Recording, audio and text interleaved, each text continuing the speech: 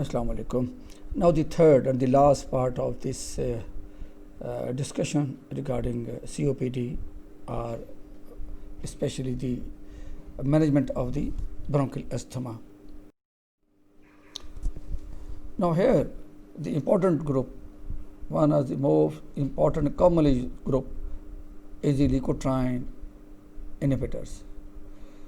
They inhibit the leukotriene pathway. We know leukotrienes are synthesized by eosinophils, mast cells, macrophages, and basophils, etc. Especially leukotriene B4 is a potent neutrophil chemoattractant, and leukotriene C4 and D4 exert many effects on asthma.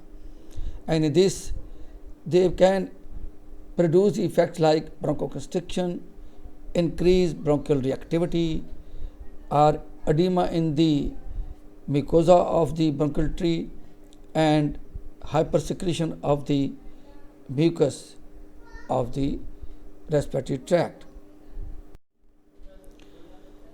Regarding the mechanism of action of leukotriene antagonist, basically they inhibit the 5-lipoxygenase.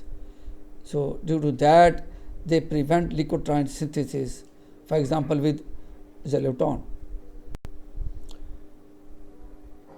By binding leukotriene D4 to its receptors on target tissues, they prevent the action like with zafirleucost or monteleucost.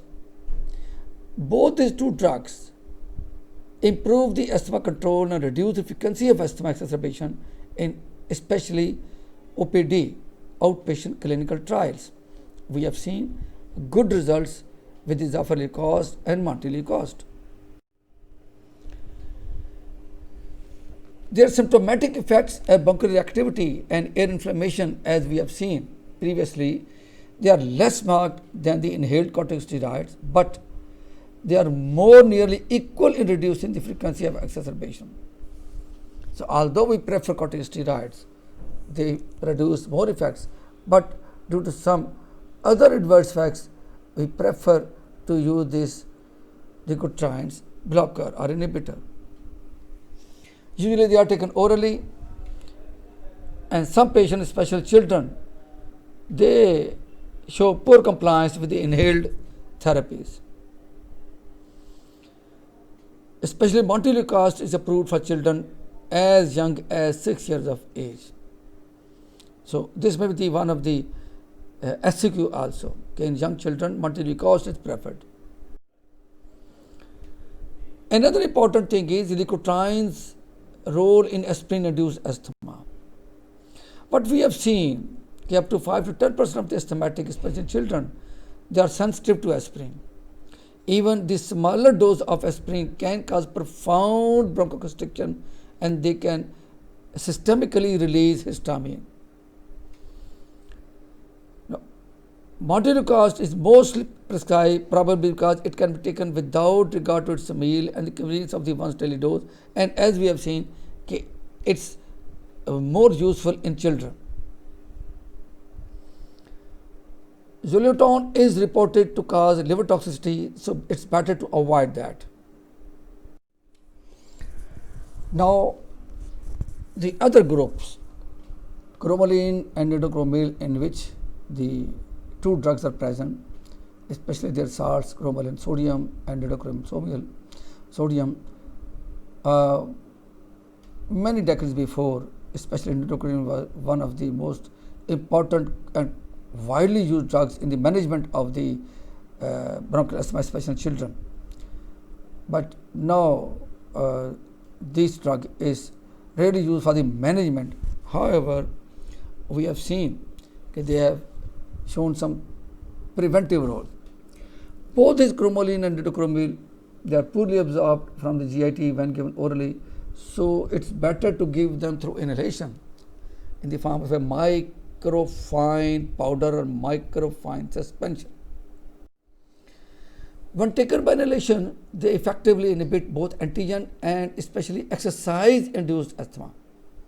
There are some children in which asthma is induced during exercise, and Chronic use, especially when given 4 times daily, slightly reduce the overall level of bronchial reactivity. So as I have told you, it's only useful now prophylactically. Regarding their mechanism of action, cromolyn and nitochromyl, they change or they alter the function of the colloid channel, especially delayed colloid channels in the cell membrane, and thus they inhibit the cell activation. On the mast cells, these inhibit the early response to antigen challenge. While on eosinophils, they inhibit the inflammatory response to inhalation of the allergens. On airways nerves, they mediate cough. So cromolyn inhibits mast cell degranulation in lung but not in the skin. So if we try this cromolyn in some sort of allergic reaction to the dermatological aspects, so rarely we have seen any beneficial effects. So it's mainly reserved for the bronchial reactivity. Regarding clinical uses, especially acute protective effect of cromolyn is useful for the administration shortly before exercise if the person as a child has a history of exercise-induced asthma, or before the unavoidable exposure to an allergen, for example, like sulfur dioxide and cause of acapryl asthma, etc., etc. So, as we have seen, they are having mainly prophylactic use. When taken regularly, about 2 to 4 puffs, especially 2 to 4 times a day, by the patient with the non-seasonal asthma. For example, these exercise-induced are occupational, they are non-seasonal. So they significantly reduce symptomatic severity and the need for bronchodilator medication, for example, beta-2 agonists or the theophylline or the anticholinergic, etc., especially in the young children with extrinsic asthma. So that their need of those is reduced with the use of these cromolyn and nitochromyl. These drugs are not as potent or as effective as inhaled corticosteroids. So they are given as a therapeutic trial of 4 weeks duration. So if you want to use these drugs, you can use maximum for the 4 weeks. So if the response is okay, then okay. Otherwise, replace it with the corticosteroids. Obviously, corticosteroids are also given through inhalation. Both these drugs are available in the form of nasal spray or eye drops also to reduce the symptoms of allergic rhinoconjunctivitis in about 75% of the patients, even during the peak pollen season. So it's one of the common presentation in the person suffering from the seasonal pollen allergic rhinitis conjunctivitis associated with the asthma, or separately for the rhinoconjunctivitis, we can use this spray or the eye drops of these drugs. Regarding adverse effects, because these drugs are poorly absorbed when given orally, so the adverse effects are minor and are localized on the site of deposition only. These include throat irritation, or they can induce cough or mouth dryness, or rarely some sort of chest tightness and wheezing. Regarding serious adverse effects, they are very much rare. So otherwise, we have seen they are quite less adverse effects having drugs and safe drugs. Some symptoms can be prevented by the inhaling beta-2 agonist prior to cromolyn or nitochromyl. Reversible dermatitis or myositis or gastroenteritis in less than 2% of the patient, and a very few cases of pulmonary inflammation with eosinophil, and rarely anaphylaxis have been seen. But all these are reversible side effects. Previously, as we have seen, they were used very widespread in children, but now its role in childhood asthma has been reduced due to significantly greater efficacy of the low-dose corticosteroid and availability of the leukotriene inhibitors, as discussed previously.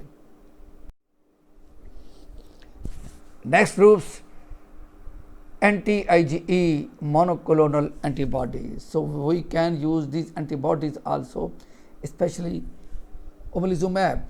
This is an anti-IgE monoclonal antibody. It inhibits the binding of the IgE to the mast cells. So ultimately, this is the inhibition of the sequence of the allergic process which can proceed. This drug can also, we have seen, it does not activate IgE already bound to these cells and thus inhibit mast cell degranulation. Usually we use them for about 10 weeks. So for this period, they lower the plasma IgE to undetectable level and significantly reduce the magnitude of the bronchospastic responses. A repeated use of these antibodies can reduce the frequency and severity of the asthma exacerbation, especially those with a clear environmental antigen precipitating factor, and improve the nasal and conjunctival symptoms in patients with the perennial or seasonal allergic rhinitis.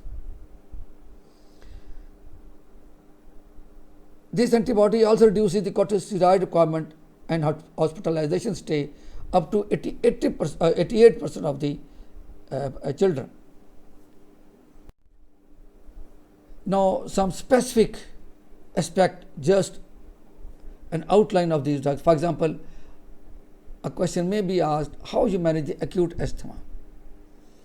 Now, the treatment of acute attacks of asthma in patients reporting to the hospital requires close, continuous clinical assessment, number one, and repeated objective measurement of the lung function. So, clinical assessment along with this management and at the same time measurement of the lung function, that is very much basic requirement. There may be variety of, there may be mild, moderate or severe. So mild attacks patient, simple inhalation of beta-2 receptor agonist is as effective as subcutaneous injection of epinephrine, because we have seen epinephrine subcutaneously is the drug of choice for the status asthmaticus, acute severe attack of asthma. But in case of mild attacks, simple beta-2 agonist is sufficient. Short-term relief is effectively achieved by these agents and they relax the airway smooth. So, beta-2 agonists, which are the most effective and therefore most widely used for short-term relief.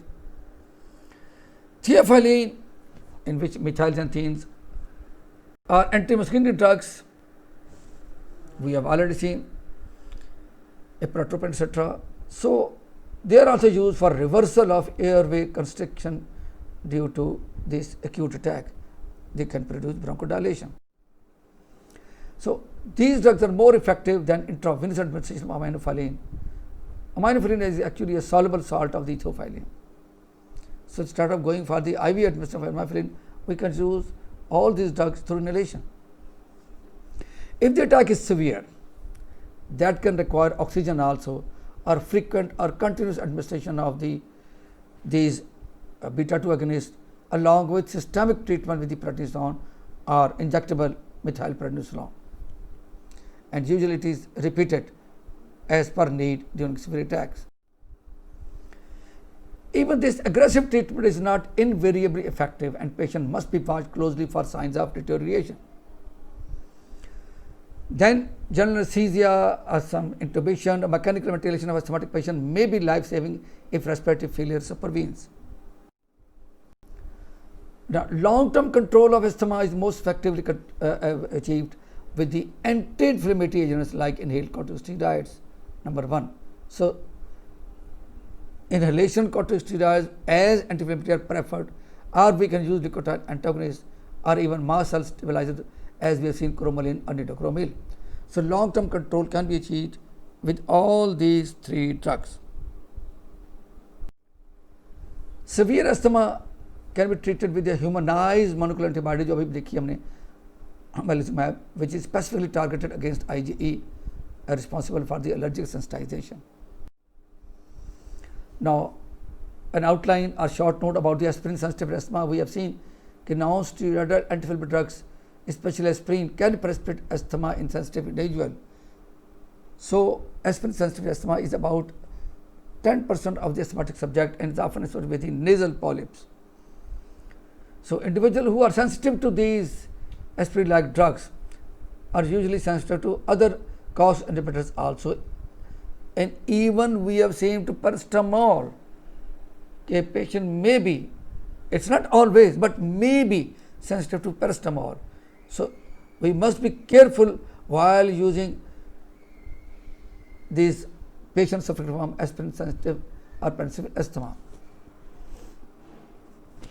However, highly selective COX-2 inhibitors, they are quite useful in such cases. So that indicate, especially here, COX-1 is involved in producing sensitivity to aspirin in such patient. We have seen that abnormal leukotriene production is there, the sensitivity to leukotriene is quite high. So these patients produce more cysteine leukotrienes and have greater hyperresponsiveness to inhaled cysteine leukotrienes than other asthmatics. Such airway hyperresponsiveness that show elevated expression of cysteine leukotriene receptors on inflammatory cells, and this is down regulation by aspirin desensitization.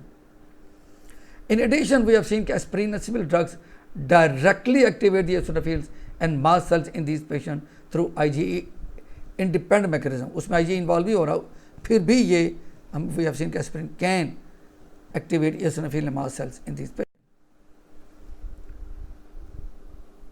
So obviously, aspirin, leukotriene involved, so leukotriene antagonist are the drug or the group of choice for the management or the treatment of those patients. Now, some prospects for prevention is seen.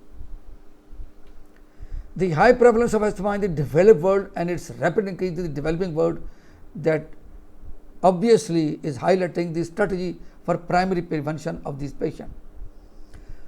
Now, one methodology is strict antigen avoidance, but we have seen that even strict antigen avoidance during infancy has now been shown to be ineffective. Rather, what we see, growing up the children under circumstances of these pollens or the domestic animals or households, whatever the allergens are, so try to grow up the patient under those environments. That we have seen they can protect against developing asthma more than the strict avoidance. The best hope is in understanding the mechanism by which microbial exposure during infancy fosters development of a balanced immune response, and then mimicking the effects of natural environmental exposure through administration of probiotics or prebiotics in immune development during early infancy. Now, some future therapies possibilities. The rapid advance in the description of the immunopathogenesis of asthma has led to the development of many new therapies targeting different sites in the immune cascade. These includes monoclonal antibodies directed against cytokines, interleukin 4, 5, 13, etc., or antagonists of cell adhesion molecules, or protease inhibitors, and immunomodulators, especially who are aiming at shifting CD4 lymphocyte from the Th2 to the Th1 phenotype, or aiming at selective inhibition of the subset of Th2 lymphocyte directed against particular antigens. Now, there is evidence that asthma may be aggravated or even caused by chronic airway infection of the chlamydial or mycoplasmal pneumoniae bacteria. So, this must be kept in our mind while devising any future therapy. So, this may explain the reports of the benefits to some patients from treatment with the macrolide antibiotics, but a recent trial of prolonged treatment with the clarithromycin, which can show effectiveness in chlamydia or mycoplasma, but they have failed to prove asthma control in patients with moderately severe asthma.